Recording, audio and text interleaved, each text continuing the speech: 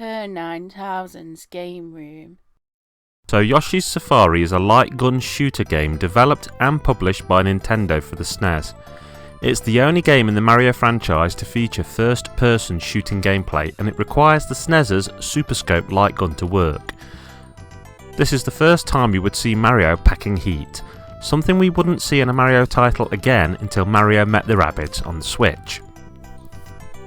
Something a lot of people might not know is that not only the Super Scope but all the old light guns, such as the Justifier and the Sega's Menacer handgun, actually require old CRT televisions to work. They won't work on modern LCD plasma style TVs.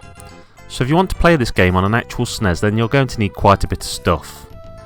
Okay, so back to the game itself. Mario and Yoshi are sent on a quest to save the kingdom of Jewellery Land from Bowser and his Koopalings by Princess Peach.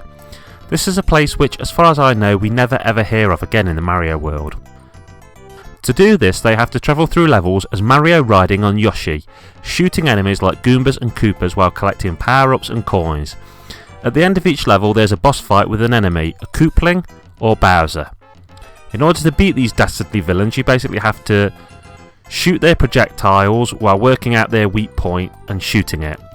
Nintendo commissioned its R&D1 development studio to develop Yoshi's Safari in response to the dwindling sales of the Super Scope, to try and turn this situation round.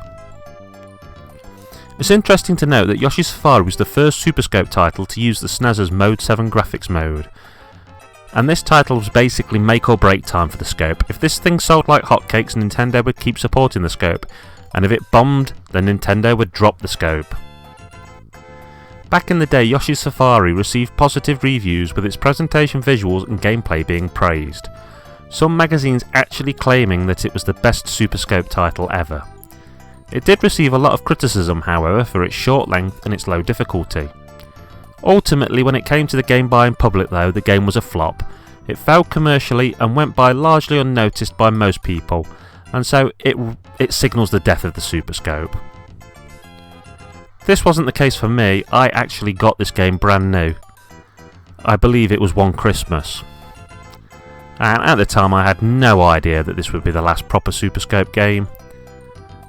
I think Yoshi's Safari is a beautiful looking game and it's pretty fun to play.